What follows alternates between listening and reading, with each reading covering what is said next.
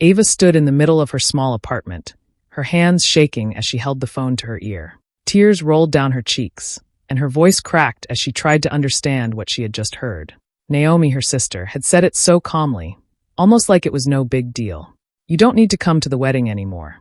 No reason, no emotion, just those words. Ava stopped pacing and leaned against the wall. What? Naomi, what are you talking about? Her voice was barely above a whisper.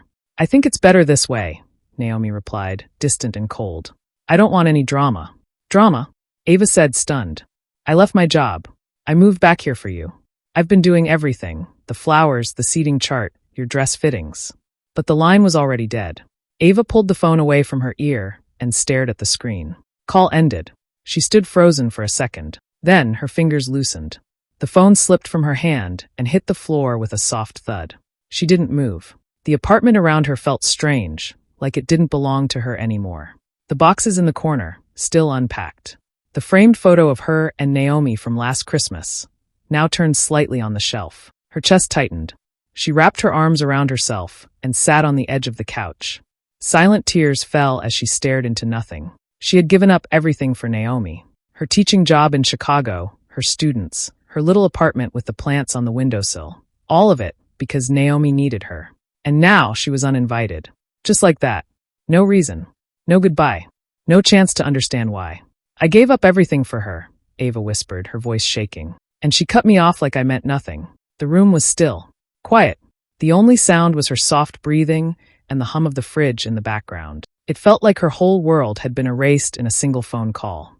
Ava had always been the quiet one. She was kind, reliable, and never liked to be the center of attention. As a high school English teacher in Chicago, she loved her job. Her students respected her, and her classroom was a calm, safe space. She lived a simple life, books, tea, long walks, and quiet evenings. That was enough for her. But everything changed when Naomi got engaged. Naomi, her older sister, was the complete opposite. She was outgoing, confident, and always seemed to get what she wanted. Growing up, Naomi was the one everyone noticed first. She had a big smile, loud laugh, and a way of taking over a room without trying. People loved her, and Ava had learned to stay in the background. So when Naomi asked Ava to move back to Georgia and help plan the wedding, Ava said yes without thinking twice. She told her principal she needed to step away for personal reasons. She packed up her small apartment, left behind her books, her favorite coffee shop, and the students she cared for deeply. It felt like a big sacrifice, but Ava believed it was the right thing to do.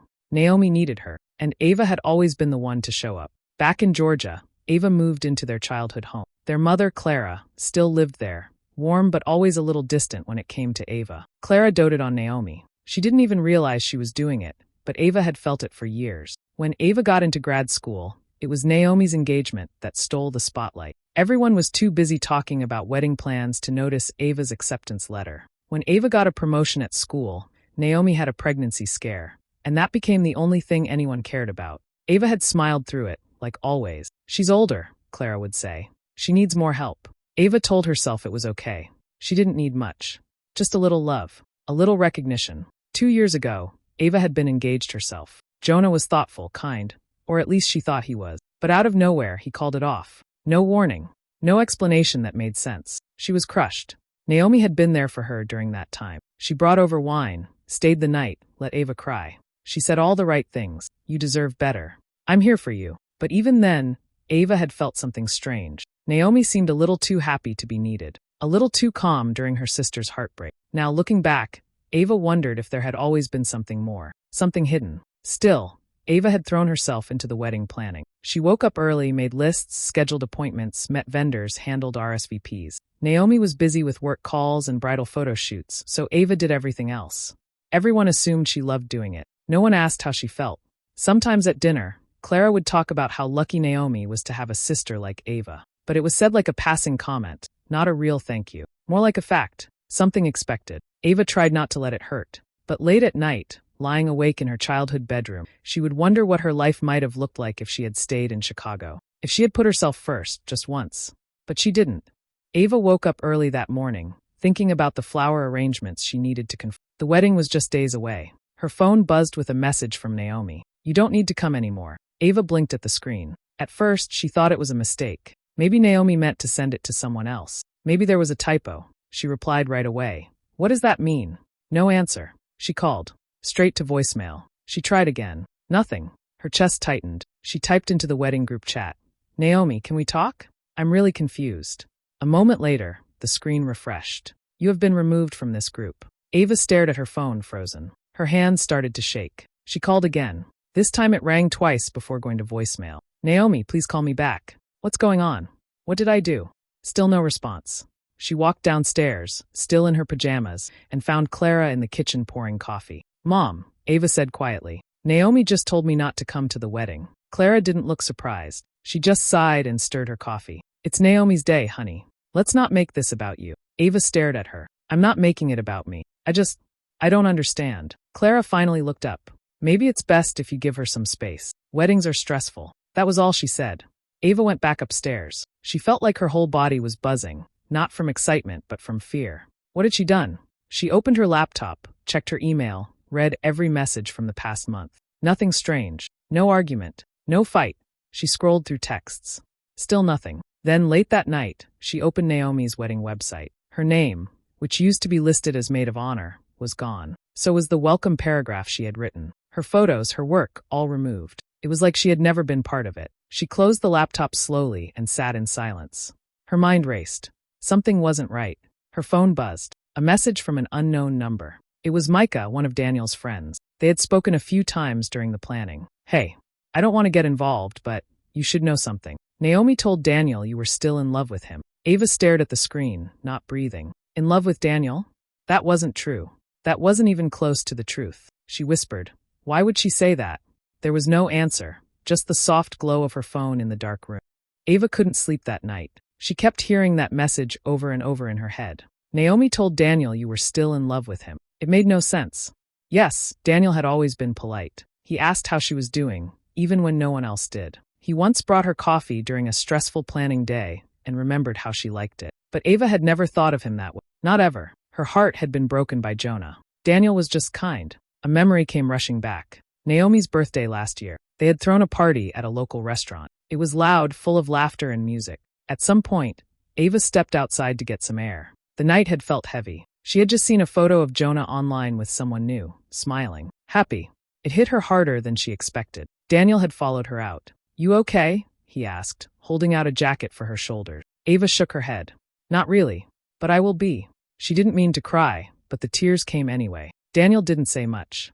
Just stood beside her, quiet, steady. You didn't deserve what he did, he said. You're a good person, Ava. She remembered nodding, wiping her eyes, whispering thank you. What she didn't remember, at least not until now, was Naomi standing at the door, watching them. Ava sat up in bed, her chest tight. Could that be it?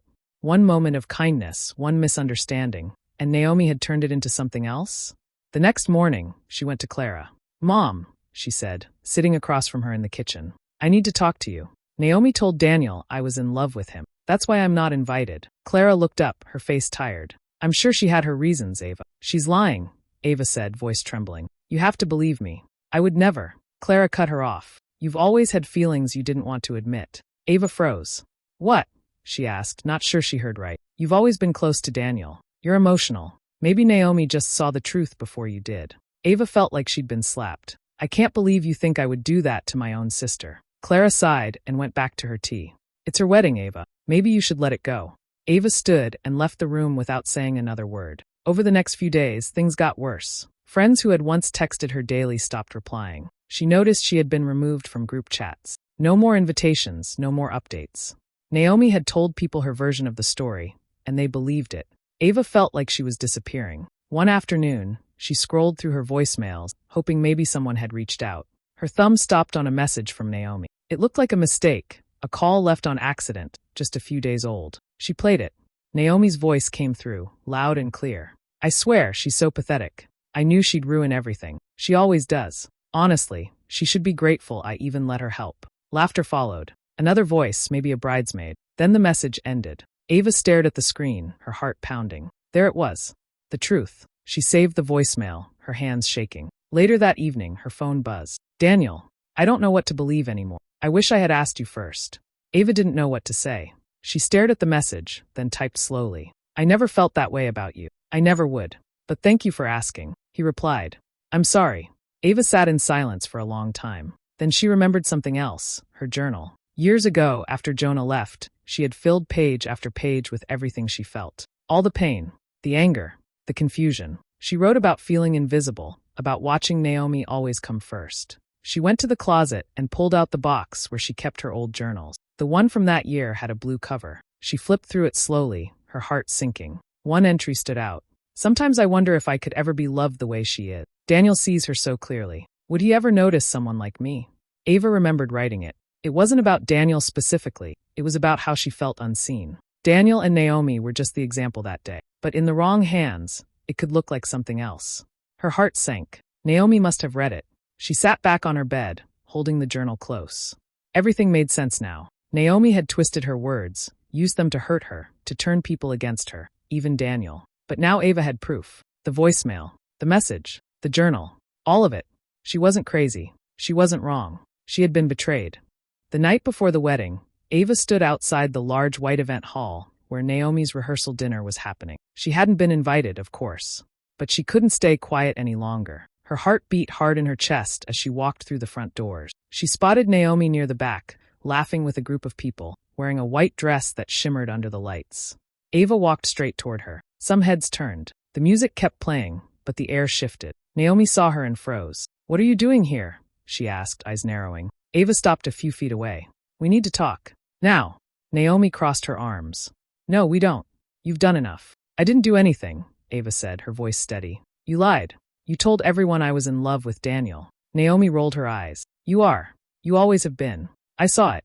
"No," Ava said. "You saw someone kind to me, and you couldn't stand it."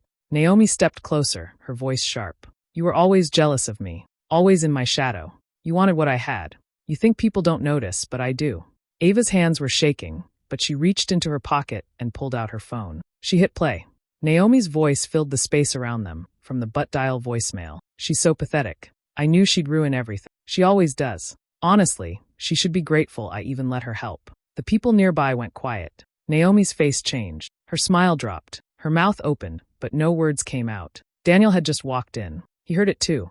He looked between the two sisters, confused, shocked. Ava turned to him, her voice soft but full of pain. "You believe her because she talks louder. But I've always been honest." Daniel didn't say anything. He looked at Naomi for a long moment, then turned and walked out of the room. Naomi stared after him, her face red. She spun back toward Ava. "You just ruined my life," she said through gritted teeth. Ava didn't move. Naomi stepped forward and slapped her. The sound cracked through the silence. Ava didn't cry. She didn't flinch. She just looked at her sister, her eyes full of hurt. From the corner of the room, Clara had seen everything. She came forward slowly, looking at Ava like she was seeing her for the first time. "I didn't know," Clara whispered. "I didn't want to believe it. Ava, I'm so sorry." Ava's lips trembled, but she didn't speak. Not yet. For the first time, Naomi looked small. Not powerful, not in control, just small. The wedding didn't happen. By the next morning, Daniel had packed his things and left town. No goodbye, no long talk, just gone. Naomi tried calling him, but he didn't answer. Within hours, news spread. The venue was canceled. The guests were told to stay home. Naomi's perfect day had fallen apart. On social media, Naomi posted pictures of herself smiling, pretending everything was fine. But the comments told a different story. Some were kind. Most were confused. A few were cruel. Ava didn't look at it for long. She had already booked her ticket back to Chicago. She arrived home to her old neighborhood, just as the leaves began to turn. Her apartment was still available. Her landlord smiled and said, "I had a feeling you'd come back." Ava unpacked slowly. She watered her old plants, dusted off her books, and placed her favorite photo, one of her and her students on a field trip, back on the shelf. Then she pulled out a new journal. The cover was soft blue, just like the one she'd kept after Jonah left. She sat by the window and started writing. This time, the words didn't come from pain. They came from peace. Weeks passed. She applied for a new teaching position at a nearby high school. The principal remembered her from before. "We'd love to have you back," he said. For the first time in a long while, Ava felt like her life was hers again. One quiet Sunday, there was a knock at her door. It was Clara. She stood there holding a paper bag with Ava's favorite tea inside. Her face looked older somehow, tired but soft. "Can I come in?" she asked. Ava nodded and stepped aside. They sat at the kitchen table in silence for a moment. Then Clara spoke. "I was wrong," she said, "about a lot of things." Ava looked at her, not sure what to say. "I didn't protect you," Clara continued. "I didn't see you. I kept thinking Naomi needed more. But I should have seen how much you were giving, how much you were hurting. Ava felt tears rise, but she blinked them back. You always deserved better, Clara said. And I'm so sorry. Ava nodded slowly. Thank you, she said. It wasn't everything, but it was something. A few days later, Ava's phone buzzed with a long message from Naomi. A long apology. Words like jealous, ashamed, and I didn't know how to love you right were scattered through the text. Ava read the whole thing. Then she put her phone down. She didn't reply. Not because she was angry. Not because she wanted revenge. She just didn't need to. Some things don't need to be fixed with words. Sometimes walking away is the clearest answer of all. The morning sun poured through the tall school windows as Ava walked down the hallway, a folder tucked under her arm. Her steps were calm, steady. The sound of lockers opening and quiet chatter filled the air. She reached her classroom, room 212, and paused for a moment at the door. She took a deep breath, then smiled to herself and stepped inside. The walls were still a little bare, but the space felt warm. A few books sat on the shelves. A fresh cup of tea steamed on her desk. It wasn't perfect yet, but it was hers. As she set her things down, she noticed movement outside in the hallway. A girl, maybe 14 or 15, sat on the floor beside a locker. Her shoulders were shaking. Her head was down. Ava walked over and crouched beside her. She didn't ask what was wrong. She didn't press. She just sat there for a moment, quiet and gentle. Then she said, "You don't have to tell me what happened, but you're not invisible." The girl looked up slowly. Her eyes were red. She gave the tiniest nod. Ava offered a soft smile. "Come sit in my classroom if you want. No one will bother you there." The girl followed her silently, wiping her eyes. As they walked back, Ava's voice played in her head. "I gave up everything to be seen. And when they erased me, I found something better. Myself. Hey besties. Thanks so much for watching till the end. If Ava's journey hit you in the feels, don't forget to like, share, and leave a comment. We love hearing your thoughts. And of course, subscribe for more juicy, emotional stories just like this one. More twists, more tears, more healing, coming your way soon. See you in the next one. Bye for now.